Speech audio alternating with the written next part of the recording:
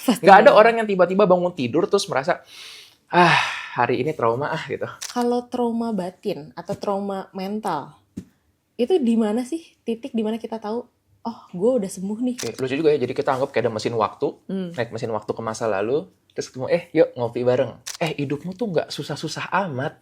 Nanti lebih susah. Justru gini, dia mengalami penderitaan karena keluarganya terlalu baik. Akhirnya jadi juga. Dari dulu ya, kita pengen bikin podcast dan akhirnya terjadilah podcast Ruang Tunggu.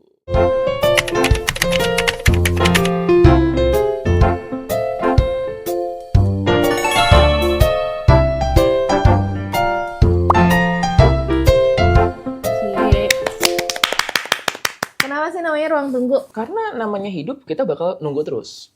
Ya Iya, nggak sih? iya sih. Dari lahir dan menjalani hidup, kita banyak nunggunya. Nunggu ulang tahun waktu kita Nunggu masih sekolah. kecil. Nunggu pertemuan dokter, appointment dokter gitu. Iya bener lagi. Jadi kita bakal banyak nunggu. Nah, mumpung nunggu itu kan biasanya kita bosan nggak tahu mau ngapain. Betul. Kenapa nggak sekalian teman-teman nongkrong di podcast Ruang Tunggu supaya kita bukan cuma sekedar nunggu doang, tapi bisa membahas keresahan-keresahan. Terutama yang berhubungan mungkin sama mental health kali ya. Boleh gitu kan. Dan jadi kita belajar dari keresahan-keresahan tersebut gitu. Benar. Di sini kita bakal ngobrol, diskusi, dan kalau kamu sendiri ada nggak keresahan yang lagi terjadi saat ini? Ada, kemarin tuh aku lihat reels atau video TikTok, lagi banyak sih video TikTok yang kayak gini, tentang I met my younger self for coffee. Tahu gak sih? Kayaknya sempat lihat sih. Jadi I met my younger self for coffee. Saya ketemu sama diri saya yang lebih muda. Iya, Itu betul. kita ajak ngopi gitu ya? Betul. Oke. Nah, jadi kayak konsepnya itu, kebanyakan videonya adalah dia janjian sama diri dia yang masa muda. Mungkin dia sekarang yang usianya 30 atau 20 akhir, atau mungkin 40 tahun, atau mungkin di atas itu. Dia janjian sama masa mudanya dia. Mungkin yang kayak teenagers kayak ya. Ada yang teenagers, ada mungkin yang pre-teenage. Pre-teenage itu yang sekitar umur 10 sampai 12 tahun, atau enggak kayak yang 8 tahun, atau bahkan lebih muda lagi. Kayak gitu, untuk ngobrol, untuk minum kopi bareng. Oke, lucu juga ya. Jadi kita anggap kayak ada mesin waktu, naik mesin waktu ke masa lalu, terus ketemu, yuk ngopi bareng. Gitu. Iya. Kalau kamu sendiri, kamu bakal ketemu sama kamu yang kapan? Untuk minum kopi bareng ini. Yang aku kepikiran sih ya, kalau misalnya aku mundur ke masa lalu pakai mesin waktu, terus ngajak diriku untuk ngopi, kemungkinan yang aku akan ajak adalah yang SMA. Menarik ya. Ya, Coba dong ceritain penampilan kamu waktu SMA kayak gimana? malu sih. Aku waktu SMA tuh nyebelin banget. Ya. Jadi kalau Sekarang sekarang juga aja, nyebelin sekarang aja kadang-kadang. nyebelin, dulu lebih berlipat-lipat lagi. Nyebelinnya tuh gimana ya? Aku membayangkan ya, kalau misalnya kita janjian, dari dulu sih aku tepat waktu. Jadi kemungkinan kita datang tuh udah datang sebelum waktunya. Iya. Tapi kemungkinan nih si Andreas yang SMA ini tuh bakal ngeluh banyak banget hal. Ngeluh tentang, aduh, kenapa sih nih orang-orang gak ada yang ngertiin aku? Kenapa sih aku diputusin? Kenapa sih teman-temanku pikirannya pendek dan lain-lainnya? Kebayang gak sih itu model orang-orang yang si paling menderita gitu? Si paling so tau ya. Wah iya, yang berasa kayak paling ngerti dunia. Jadi itulah kenapa aku bilang tuh kalau kita melihat diri di masa lalu tuh kadang-kadang malu ya. Melihat kayak, Iya. kok dulu kamu begitu sih? Jadi aku bayangkan ya ketika aku ketemu sama dia, kita duduk, itu yang bakal dia katakan. Dia akan mengeluh tentang banyak sekali hal. Gitu. Dan pada saat itu, apa yang bakal ku katakan, pengen sih untuk bilang kayak, hidupmu tuh nggak susah-susah amat. Nanti lebih susah. Ini baru levelnya tuh medium gitu. Nanti udah tumbuh besar tuh lebih susah lagi. Aku ngomong kayak, kamu tuh jangan ngerasa yang paling pintar, jangan ngerasa yang paling menderita. Dunia tuh luas, banyak yang lain yang lebih menderita, yang lebih susah. Pengen banget untuk ngomong kayak gitu. Kalau teman-teman ya yang lagi nonton ini, kira-kira kalau kalian ketemu dengan diri kalian di masa lalu dan kalian ngajak untuk ngopi atau ngeteh bareng, kira-kira kalian bakal ketemu dengan sosok yang seperti apa sih? Ya, karena ini jadi kayaknya menarik nih. Ini aja jadi topik kita hari ini ya. Iya, benar-benar juga sih. Bisa bahas, ini bisa nyambung gak sih sama yang namanya inner child? Boleh, yuk kita bahas ya, karena memang kan nyambung banget ya. Nanti kita bisa ngobrol-ngobrol kan gimana dalam proses terapi, misalnya tadi inner child, gimana untuk menterapi itu. Kita bisa lah spill tipis tentang hal tersebut ya. Gak usah bayar nih. Karena kan sambil nunggu ya, daripada nunggu bengong-bengong, mendingan kita sekalian ya belajar sesuatu di sini. Oke, kita bahas ya di episode 1 ini kita bahas tentang inner child. Oke, jadinya kan kita pasti banyak pertanyaan kan. Kayak gimana kalau kita juga ambil pertanyaan dari teman-teman kita sendiri. Boleh dong. Oke, boleh ya. Kita bawa kali pertanyaannya. Tadam, pertanyaannya bentuknya rambutan, ball of rambutan. Rambutan tuh apa sih? Ya apa ya, coba ya rambutan. Kita coba cari singkatan rambutan. Ruang diskusi dan bertukar tanya. Oke tuh kece. Oke.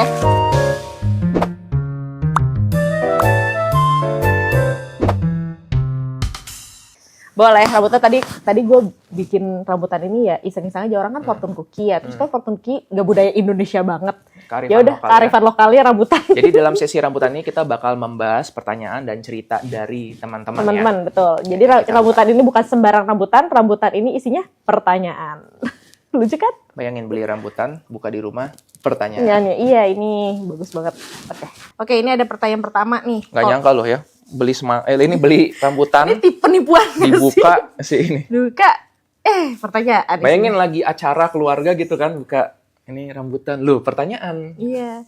Nih, pertanyaan pertama. Saya sendiri memiliki luka batin sejak kecil. Pada saat saya sudah bekerja, saya akan menyembuhkannya. Bagaimana cara menyembuhkan trauma masa kecil? Terima kasih. Dari KN. Kita sebutin nama depannya aja. Oke. Dari N itu. Mau ditambahin satu lagi? Boleh dong. Boleh. Penasaran satu lagi. Iya. Coba lu deh yang pilih deh. Nih. Isinya. Siapa tahu uang 2 miliar gitu isinya. TV berwarna. Kulkas 2 pintu. Beneran lo ada isinya? Bener dong. Kebolak. Nah. Hai dok, aku punya gangguan kecemasan berlebih karena tumbuh di keluarga yang toksik. Nah, aku juga selalu overthink bahwa orang-orang gak suka sama aku. Faktor dari gangguan kecemasan itu. Kira-kira gimana sih supaya aku bisa tumbuh menjadi pribadi yang lebih positif? Anyways, aku baru banyak belajar tentang self-improvement. Terima kasih dari F. Yang satu tadi menanyakan tentang gimana caranya untuk menyembuhkan trauma. Kalau yang ini tentang, berasal dari latar belakang keluarga. Balikin nih. Balikin, masukin. Ini kalau lagi nggak musim rambutan, gimana kita? Kita pakai apa ya? Pakai properti yang lain. Pokoknya kita punya ball of rambutan. Trauma dan dibesarkan di keluarga yang toksik. Boleh nih kita bahas untuk ini ya. Iya. Nah, ketika kita ngomongin tentang trauma nih teman-teman, mungkin kan kita membayangkan langsung, ini trauma karena pernah diomelin, pernah dibentak, pernah mungkin mengalami kecelakaan. Betul sih, itu memang namanya trauma. Cuma kalau kita ngomong secara medis, yang namanya trauma itu sebenarnya adalah luka. Sesimpel itu aja, trauma sama dengan luka. Jadi kalau misalnya nih kamu ngomong ke teman-teman yang medical ya, ditanya tentang, dok saya trauma. Pertanyaannya pasti di mana? Bukan traumanya apa di masa lalu, tapi di mana? Kenapa? Karena kita kebentur, itu dibilangnya trauma tumpul. Naik sepeda nih jatuh, lecet, itu trauma gesek. Bahkan ya waktu kemarin kan kita COVID kan ada vaksin. Di vaksin itu juga suatu trauma, tapi trauma tusuk. Begitu. Luka. That's new for me. Jadi kayak nih, kalau misalnya kaki kepetok meja, itu trauma juga nggak? Trauma juga sebenarnya. Jadi trauma itu bukan bahasa medical untuk mental doang, tapi untuk fisikal juga ya? Justru awalnya dia dari fisik. Oke. Nah, di sini menariknya nih. Nggak semua trauma fisik itu kan panjang. Misalnya kalau kepala kebentur ya sakit mungkin gitu ngilu-ngilu berapa menit selesai gitu. Atau misalnya kalau misalnya kita jatuh, lecet mungkin butuh berapa hari gitu. Jadi beberapa trauma itu terjadinya singkat dan ya sudah setelah beberapa hari sembuh sendiri. Nah, tapi ada beberapa trauma yang cukup berat ya. Trauma yang cukup berat ini saya kasih. Makasih. Trauma yang cukup berat ini apabila terjadi misalnya patah tulang ya, maka itu bisa balik lagi. Suatu trauma yang berat seperti patah tulang misalnya. Ketika sudah ditangani pun sudah dioperasi, itu bisa berlangsung berminggu-minggu sampai berbulan-bulan setelah operasi. Orang yang sudah mengalami operasi itu bisa jadi 3 bulan kemudian, walaupun udah dibilang tulangnya sudah sembuh, ketika dia jalan ataupun melompat, masih sedikit merasakan sakitnya. Iya sih. Gitu. Dulu waktu aku SMP, aku cerita sedikit ya. Aku tuh pernah dislokasi di sikut kanan. Dislokasi itu geser ya? Geser, jadi kayak tulangnya kayak gitu loh, karena jatuh dari tangga. Terus sampai sekarang aku kesulitan untuk push up. Kayak gitu. Jadi emang selama itu ya trauma tuh? Bisa jadi. Gitu. Nah, dan kenapa sih trauma itu terjadi? Kenapa tubuh kita membatasi? Kenapa nggak sembuh ya sembuh aja gitu? Kenapa Iya, harus iya, iya. kakinya ini tadi yang patah tulang perlu bertahan lama? Karena sebenarnya itu adalah cara tubuh melindungi kita. Oh, Bayangkan kalau kita nggak merasakan sakit sama sekali. iya sih. Ya, dalam situasi aku nggak merasakan sakit nih, anggaplah ada api, tangan megang api, nggak merasakan apa-apa, malah bahaya. Nah, dalam kondisi tadi ketika patah tulang itu kan terjadi perubahan di tubuh. Tubuh kita jadi melindungi dengan cara jangan banyak-banyak bergerak. Iya. Itu yang membuat ketika orang yang habis patah tulang atau mungkin tadi dia dislokasi kesadeo, kalau dia jalan terlalu cepat, lompat atau bersin terlalu kuat, nyerinya itu bisa ada masih. Iya Itu sih. sebenarnya cara tubuh ngasih tahu, please be gentle, tolong deh pelan-pelan. Oh, Gitu. iya, iya, iya. Nah, aku jadi bikin punya pertanyaan nih. Kalau misalnya trauma fisikal tuh kan terlihat ya, terlihat kayak misalnya tadi luka tusuk, dia bakal terlihat sembuhnya. Kalau kayak luka patah tulang, dia bakal terlihat sembuhnya. Terus kita juga bakal lihat, oh dia dari duduk di kursi roda, terus bisa jalan pakai tongkat, terus bisa jalan tanpa tongkat gitu. Itu kan terlihat ya. Kalau trauma batin atau trauma mental, itu di mana sih titik di mana kita tahu, oh gue udah sembuh nih gitu. Oke. Wah, ini menarik ya. Jadi, kalau kita ngomongin tentang trauma mental, sulitnya adalah karena itu nggak kelihatan. Iya. Oke. Sama seperti luka fisik, ada luka fisik yang sembuh total. Kalau kita misalnya cuma lecet, mungkin sembuhnya itu bisa total tuh. Iya. Tapi beberapa luka yang besar kan dia menimbulkan scar tissue, jaringan parut. Iya, iya, iya, iya, iya.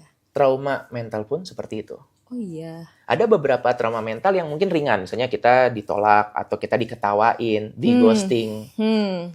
Itu bikin kita nggak nyaman, tapi paling bertahan ya beberapa menit, mentok-mentok beberapa hari. Nah, tapi nih beberapa trauma yang lebih besar lagi untuk mental seperti pengancaman, ya, atau dia bahaya keselamatannya, atau mungkin dihianati, atau dikecewakan yang sangat besar.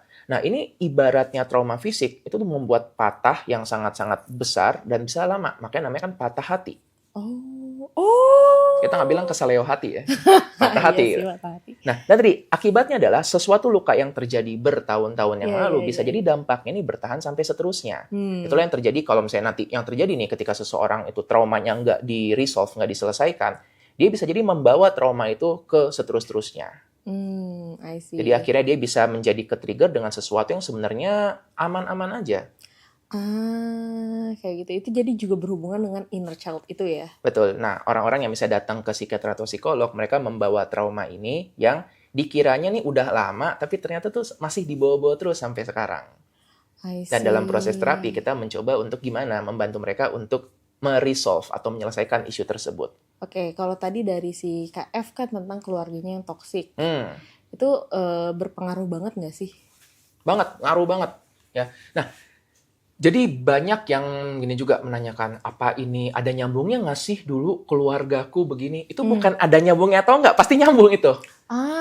Nggak ada orang yang tiba-tiba bangun tidur terus merasa, hari ini trauma gitu. Hari ini ke-trigger sama ini. Nggak ada seperti gitu. Ya, overthinking itu semua pasti berakarnya dari masa lalu. Iya. Oke, sama juga nggak ada orang yang tiba-tiba pas bangun, loh kakiku kok patah gitu. Pasti ada sebelumnya. Ada yang disadari, ada yang enggak. Kalau sesuatu yang sangat jelas, kayak misalnya ketabrak beca, sadar tuh. Tapi seandainya dia kepleset hampir jatuh, dia nggak sadar. Jadi seolah-olah nggak kenapa-kenapa. Tapi kok sakit ya, gitu kan. Nah, keluarga biasanya tadi memberikan luka tersebut dan memang sangat memprihatinkan ya. Keluarga tempat di mana kita harusnya merasa paling aman, seringkali menjadi sumber pemberi luka utama pada orang-orang. Betul-betul. Nah, ini bisa tadi dari keluarga, dari orang tua, dari kakaknya gitu. Dan ini yang membuat ketika waktu kecil dia mengalami trauma tersebut dan nggak di-resolve, nggak diselesaikan dengan baik, terbawalah sampai dewasa. Disitulah kita bilang tuh ada masa kecilnya dia, inner child yang terluka, dan tumbuh dewasa, dia masih membawa luka tersebut. Itulah yang disebut dengan luka inner child. Oke. Terus kalau misalnya inner child sendiri kan tadi dari keluarga. Kalau misalnya keluarganya baik-baik aja, apakah orang tersebut masih punya inner child? Agak langka ya gitu ya. Iya. Keluarga yang super baik itu Super langka. baik. Tapi ada, dan aku ingat juga ada beberapa klien ya yang mungkin datang bercerita justru gini, dia mengalami penderitaan karena keluarganya terlalu baik. Oh, wow. Aneh kan? Aneh. Keluarga terlalu baik sampai dia jadi menderita. Kenapa? Karena begini, bayangkan nih, menjadi seorang anak yang tumbuh di keluarga yang sangat baik. Semua dipenuhi kebutuhannya. Lagi lapar disiapin makanan. Kalau salah, oh nggak apa-apa namanya belajar. Numpahin air, oh nggak apa-apa kita bisa bersihkan. Bagus ya. Iya, iya, iya. Tapi ketika dia datang ke dunia Gentle nyata, parenting wah ya. gentle parenting banget Gentle tuh. parenting banget. Tapi ketika dia datang ke dunia nyata, ternyata dunia nggak sebaik rumahnya. Iya sih. Oke, bayangin ya dia di tempat kerja datang, misalnya nggak sengaja numpahin gelas. Langsung tuh keluar kata-kata, kamu gimana sih bodoh banget, baru datang sudah kesalahan. Kaget dia. Iya. Bodoh ini apa gitu? Nggak pernah terdengar seumur hidupnya gitu. Buka kamus. Buka kamus KBBI. Bodoh. Waduh. Ternyata aku bodoh ya. Nah, itu kaget Iya, di situ. iya, iya. Artinya apa? Orang-orang yang hidupnya terlalu baik pun, yang terlalu nyaman hidupnya, Hmm. bisa jadi bermasalah di kemudian hari karena dunia nggak sebaik itu. Oke. Nah, jadi serba salah ya. Menjadi anak yang tumbuh di keluarga yang terlalu keras, jadinya berantakan. Berantakan. Tumbuh di keluarga yang terlalu baik, berantakan juga. Ya. Serba salah nih. Ini mungkin parents sudah mulai, terus gimana ini jadinya? Nih? Iya. Serba salah. Nah, ini makanya banyak teori-teori parenting kan yang beredar ya. Ada satu namanya itu adalah good enough parenting. Ini dari Donald Winnicott. Jadi Donald Winnicott ini adalah ahli kesehatan mental. Dia, aku lupa psikiater atau psikolog, yang membicarakan tentang parenting yang baik itu adalah good enough parenting. Artinya Donald Winnicott mengatakan, jangan menjadi orang tua yang jahat. Tapi jangan juga menjadi orang tua yang sangat baik. Sampai-sampai anak ini nggak sempat berhadapan dengan frustrasi. Oh, ini kayak ini nggak sih istilah good cup, bad cup? Ada benernya juga. Oh. Jadi dia butuh untuk merasa aman, Iya, di iya, sisi lain butuh juga untuk ada pressure supaya dia tetap melakukan sesuatu. Karena bayangin seorang anak yang tumbuh besar di masa di mana nggak ada deadline, nggak ada tuntutan, ya dia jadi juga susah berkembang karena pressure-nya itu jadi tidak ada. Sedangkan kan kita manusia butuh pressure ya. Iya, iya, iya. Jadi makanya banyak kan mungkin klien yang bertanya tentang sebenarnya boleh nggak sih marahin anak dalam batas tertentu boleh. Ya cuma tadi jangan terlalu besar sampai menimbulkan trauma psikologis yang Iya, iya, berkepanjangan. iya, iya. Jangan juga terlalu lembut sampai-sampai nanti ya anak ini nggak dilukai di rumah, dia bakal dilukai di luar. Entah oleh pacarnya, entah oleh nanti gurunya, atau teman-temannya, atau lingkungan. Bener. Terus kalau misalnya tadi nih, aku mikir, kan tadi itu dari keluarga bisa terjadi yang keluarga yang baik ataupun keluarga yang toksik itu bisa terjadi dua-duanya. Nah, gimana kalau misalnya ini terjadinya tuh bukan di keluarga sumbernya, tapi kayak lingkungannya. Mungkin omnya, tantenya itu kan masih keluarga ya. Tapi kalau misalnya kayak teman-temannya, itu juga bisa nggak sih nyembulin trauma? Bisa tuh. Kalau ini kita pakai pendekatannya agak bergeser dikit. Ini teorinya Erik Erikson. Jadi Erikson itu membicarakan tentang stages of development manusia, di mana tiap usia itu punya tahapan atau tugasnya sendiri. Kalau dia usianya tuh masih di usia SD mungkin ya. SD itu hidupnya masih berpusat di rumah. Jadi tadi semua pelajaran ataupun trauma itu mungkin berpusatnya di rumah. Tapi begitu dia masuk usia 12 tahun ke atas, SMP, SMA, masuk masa remaja, dunianya bergeser. Sekarang pusatnya bukan di rumah lagi. Di mana kira-kira? Sekolah. Dengan lingkungan, peer, teman-teman. Jadi disinilah nanti dia mendapatkan banyak pelajaran, tapi termasuk juga tadi trauma. Makanya di usia tersebut banyak tuh yang lukanya adalah tentang merasa nggak diterima teman-temannya. Merasa ditinggalkan, dikhianati. Dan luka inner child ini yang dibawa. Nanti pas dewasa tuh dia jadi ketika misalnya pas kerja, teman-teman yang ngumpul tanpa dia, duh kok aku merasa ditinggalkan. Iya. Ketika misalnya message orang nggak dibalas, duh kok aku merasa kayak aku nggak diterima. Oh, itu tuh inner child ya? Bisa juga, cuma ini masanya udah agak teenager gitu. Oh, I see.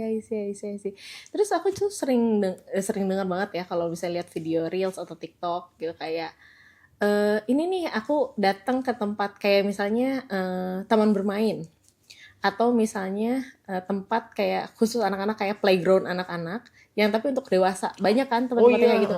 Terus mereka tuh dengan caption kayak ini aku healing my inner child gitu. Itu benar nggak sih? Ini banyak juga yang atau beli mainan, yeah. Beli boneka, beli games gitu ya, beli karena Barbie, gitu. Karena dulu tidak bisa membeli itu, lalu sekarang ketika bisa jadi membeli gitu kan. Nah itu banyak tuh ya kita dengar, jadi ini healing my inner child, memenuhi kebutuhan inner child. Benar nggak sih? Ada benernya juga, tetapi kayaknya agak melenceng juga. Oke. Melencengnya Melenceng ini karena kalau kita ngomongin tentang inner child yang terluka ya, berarti menyembuhkannya ya nggak dengan nyogok pakai mainan atau nggak nyogok dengan bawa ke taman hiburan dong. Intinya kan dia terluka nih. Yeah. Terluka itu butuh untuk disembuhkan, butuh untuk dipulihkan. Jadi boleh kalau misalnya kita mungkin memberikan pada diri kita hadiah. jalan-jalan ke tempat yang kita suka misalnya, atau tadi main di taman hiburan yang kita balik kayak anak-anak lagi, Betul. atau mungkin tadi beli boneka, beli mainan, boleh. Tetapi ingat, itu nggak menyelesaikan masalahnya. Pada akhirnya kita perlu menyelesaikan masalah. Kalau kita ngomongin tentang inner child, aku selalu bayangkan, anggaplah kita membesarkan seorang anak. Anak ini terluka, ya, dia jatuh, terus dia lecet kakinya, terus dia nangis. Ya. Lalu kita, yaudah nih dikasih es krim, biar diam. Betul, es krim itu membuat dia jadi diam.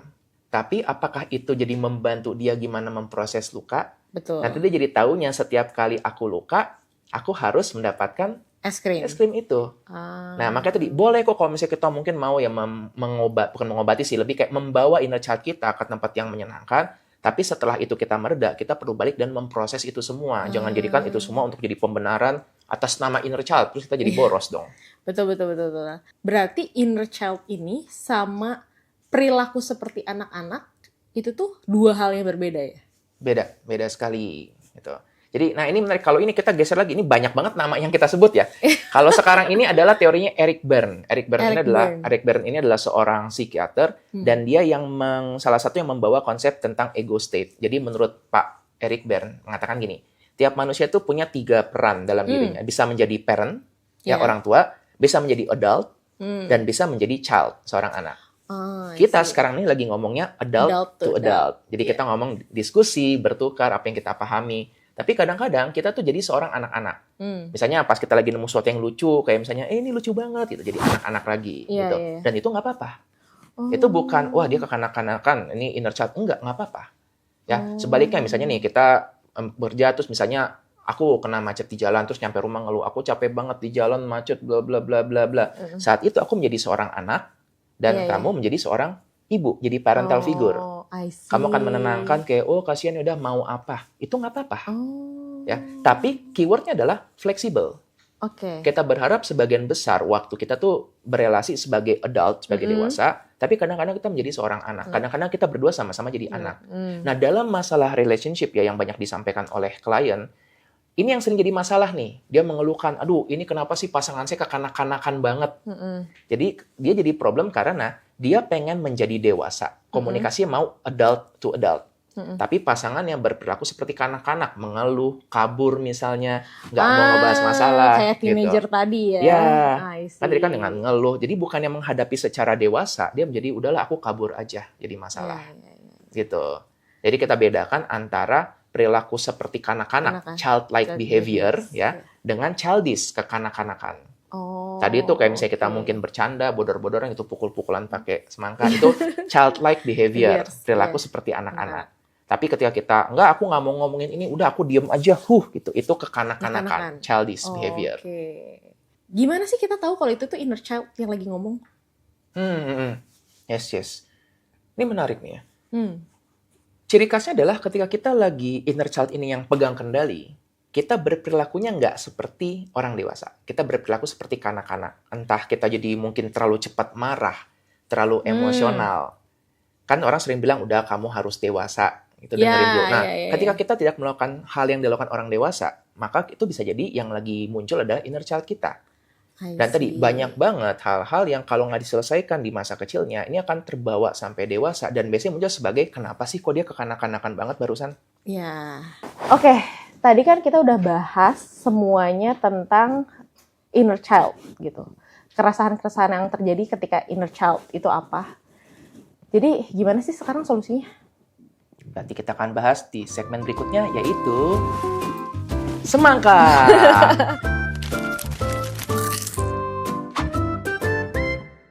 Singkatan lagi nih. Singkatan. Tunggu. Biar aku tebak singkatannya apa. Solusinya dong nggak, Kak? Salah, itu jadi somangka jadinya. Somangka. Jadi apa dong? Semangka adalah sesi mengupas solusi kehidupan. Wih. Dari sesi semangka. Masih kamu kalau bikin singkatan bagus-bagus.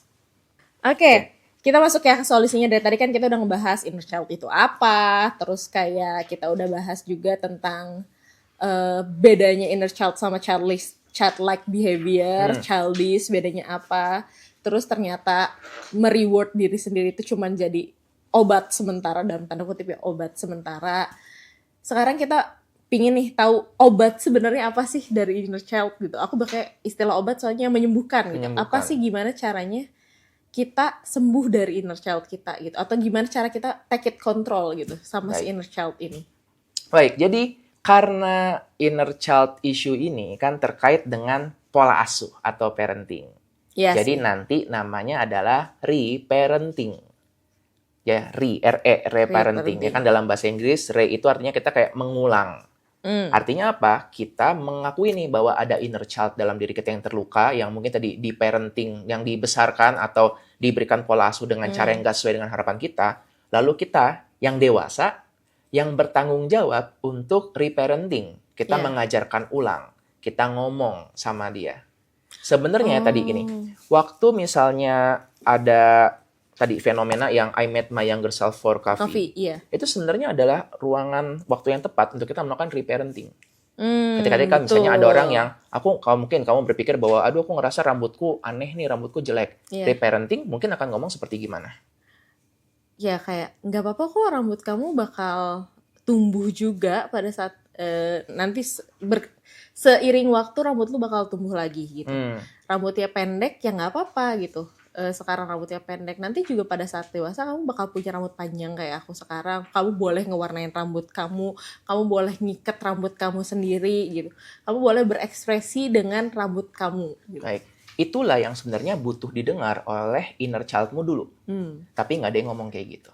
Iya sih. Ya, ketika dulu misalnya inner childku lukanya banyak nih, misalnya tadi kalau ketemu kan dengan my younger self itu merasa bahwa ini kenapa sih orang-orang pada nyebelin semua, orang nggak ada yang ngertiin aku. Kenapa pacarku mutusin aku? Apakah dia nggak mengerti cinta sejati? Gitu kan. Nah, saat itu aku mungkin nggak mendapatkan respon yang kuharapkan dari orang-orang, termasuk dari keluarga sendiri. Jadi kalau kita mau reparenting, kita seolah bertemu lagi dengan inner child tersebut dan menyampaikan apa yang dia butuhkan. Iya sih, kan kalau misalnya apalagi terusan cinta ya, kayak aku tuh sering banget dulu kayak misalnya dulu pas punya pacar, terus komentar dari orang tuaku atau kakak aku, alah itu mah cinta monyet gitu, kayak gitu, lu belum tentu nih nikah sama dia gitu, kayak gitu pasti selalu bilang itu, alah itu cinta sementara, cinta monyet gitu. Iya sih, well it is gitu, cuman kan aku yang saat itu aku percaya kalau misalnya itu adalah cinta sejati aku. Betul sekali. Nah, jadi kita sekarang menyampaikan, makanya banyak ketika kita nanti reparenting itu, kita akan mulai dengan, aku ngerti. I understand your situation. Karena dulu nggak ada yang ngerti. Nah, gimana cara reparenting itu? Ada beberapa cara yang bisa dilakukan. Dalam konsultasi, dalam proses terapi, mungkin kita bisa melakukan semacam inner child work namanya. Jadi inner child work itu, entah dengan visualisasi, dengan hipnoterapi, atau mungkin dengan menuliskan surat. Itu pun bisa juga. Seru ya nulis surat. Bisa. Gimana kalau sekarang kita ngajak penonton untuk nulis surat bareng? Boleh, ayo. Oke, guys, jadi sekarang kita mau nulis surat ke diri kita di masa lalu. Nulis suratnya rahasia ya, jadi jangan ada yang baca. Kalian tulis apa yang kalian mau sampaikan ke diri kalian masa lalu, kayak gitu nggak sih? Betul, kira-kira seperti gitu. Oke, coba deh di guiding. Oke, mungkin aku jelaskan dulu ya. Jelaskan juga tentang ada nggak sih reasoning secara keilmuannya. Jangan-jangan ini cuma sekedar nulis-nulis doang. Ya, dan apa sih yang harus ditulis? Oke, ya. Jadi begini, kita tahu bahwa surat itu nggak bakal nyampe ke masa lalu, gitu kan? Iya sih. Jadi kita yang di masa lalu sebenarnya kemungkinan nggak akan membaca itu, tapi kita yang di masa kini butuh untuk menyampaikan itu. Betul. Dan tadi kalau kita bicara tentang konsep inner child, ada sosok kanak-kanak dalam diri kita yang sebenarnya butuh membaca surat tersebut. Jadi kalaupun surat ini nggak nyampe ke masa lalu, bisa jadi loh kita baca sekarang, tapi kita membacanya sebagai inner child kita. Kita membaca sebagai kita yang kanak-kanak. Iya sedih banget sih. Dan jadi kita bisa mulai dengan pertama kita visualisasi dulu, membayangkan. Kalau kita kirim surat ya, kan kita membayangkan mau ngirim ke siapa sih? Aku mau ngirim ke Sora, aku mau kirim ke editorku. Kita membayangkan orangnya. Nah sama, ini pun ketika kita mau melakukan writing a letter to your inner child, ya, kita akan membayangkan menuliskan kepada siapa. Kita boleh sambil ini kali ya, visualisasi. Merem, kita merem, oke? Kita ajakin pejamkan mata. Oke, tenangkan diri, teman-teman ya yang ikut mengikuti ini boleh ikut pejamkan mata, dan kita coba untuk visualisasi. Bayangkan ada satu rumah dan kita menuju ke rumah itu atau ke satu ruangan, Dan di situ kamu melihat ada diri kamu yang di masa lalu. Kamu bisa visualisasikan, kamu ketemunya nih di usia berapa nih? Karena akan berbeda-beda. Ya, contoh, kalau aku menemukannya, aku ketemu nih diriku, Andreas muda nih SMA, pakai baju sekolah, ya kurus kering nih orangnya dan rambutnya cepak. Gitu, mukanya banyak jerawat dan dengan mukanya yang berasa ini menderita gitu. Itu yang aku lihat.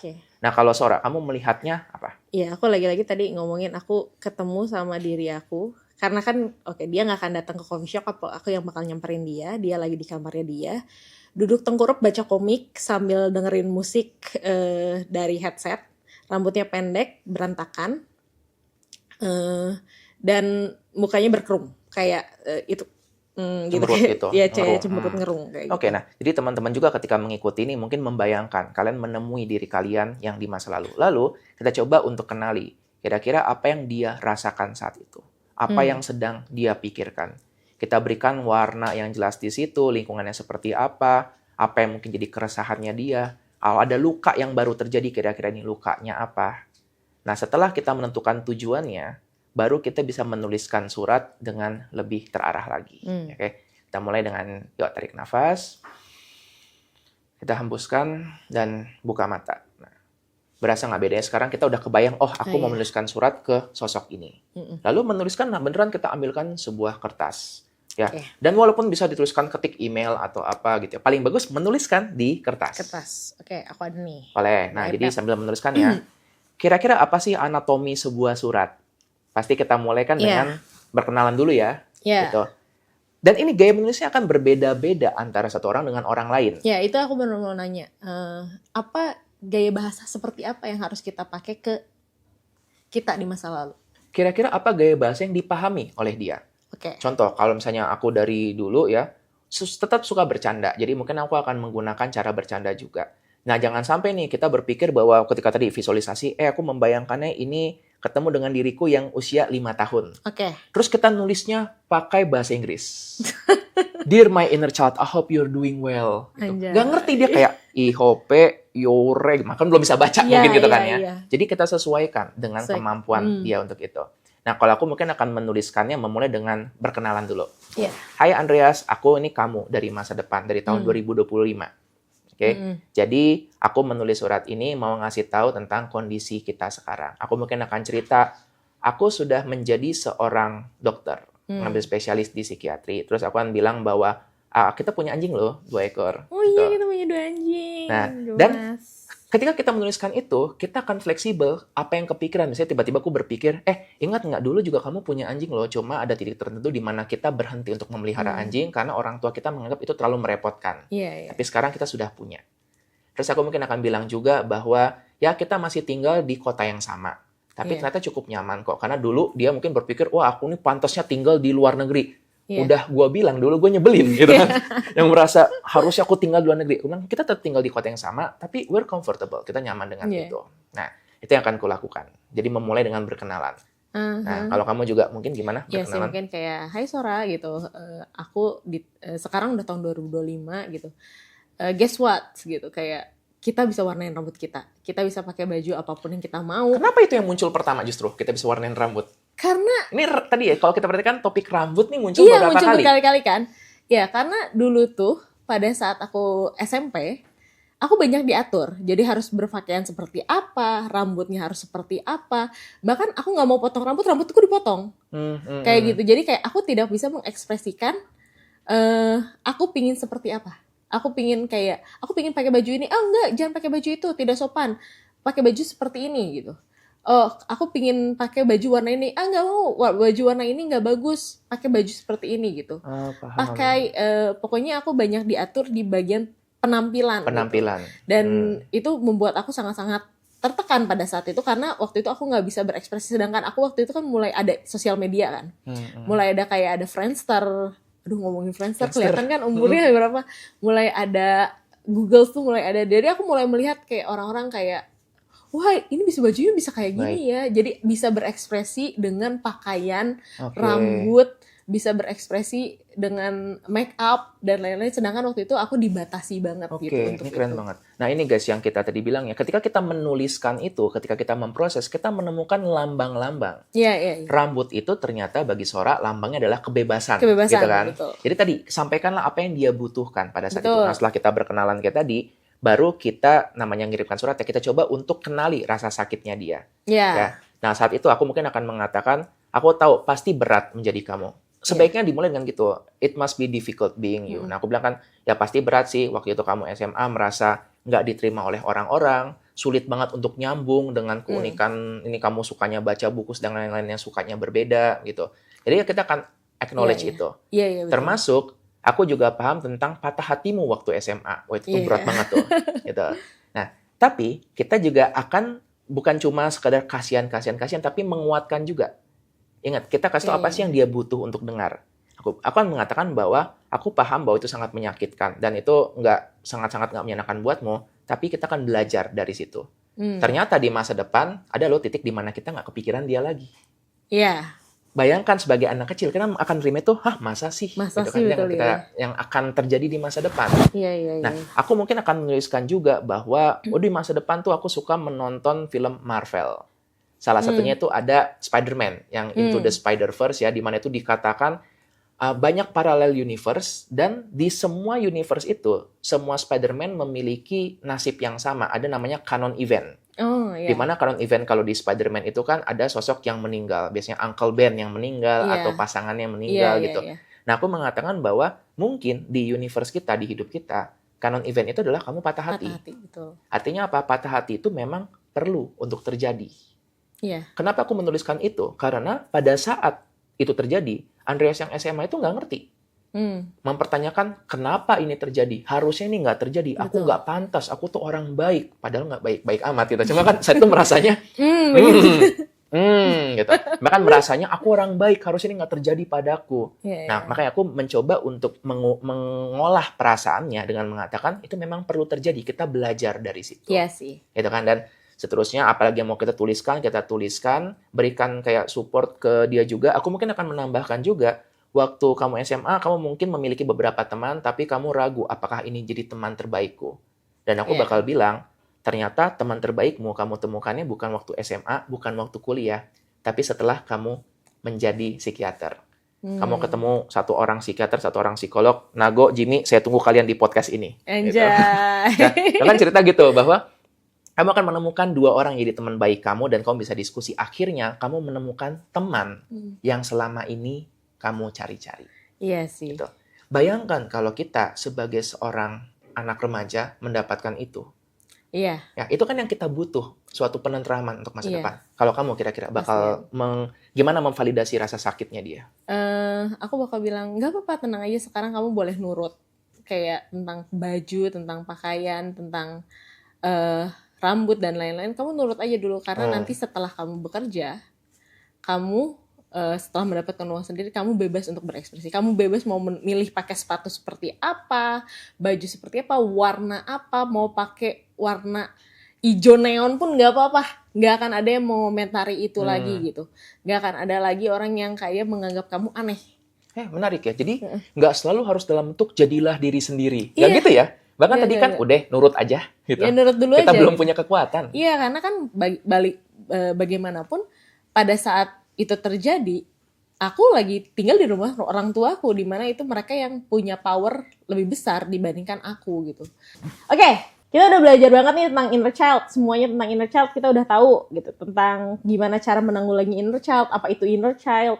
Itu udah semuanya udah ada, udah terrangkum cukup jelas ya. Menurut aku sih udah cukup jelas. Betul. Tinggal teman-teman gimana untuk mulai melangkah terkoneksi dengan inner child tersebut dan gimana untuk mulai penyembuhannya. Iya. Ya, terima kasih banget ya buat teman-teman semua yang sudah berbagi kisah, dan tadi kita membacakan 2 cerita ya dari teman kita. Buat teman-teman yang mungkin pengen juga nih untuk bercerita, pengen untuk berbagi keresahannya, gimana dong caranya, Sora? Ya, boleh banget nih, komen aja di kolom komentar. Dan kalau misalnya kalian mau anonimus, kalian bisa klik link yang ada di description box kita.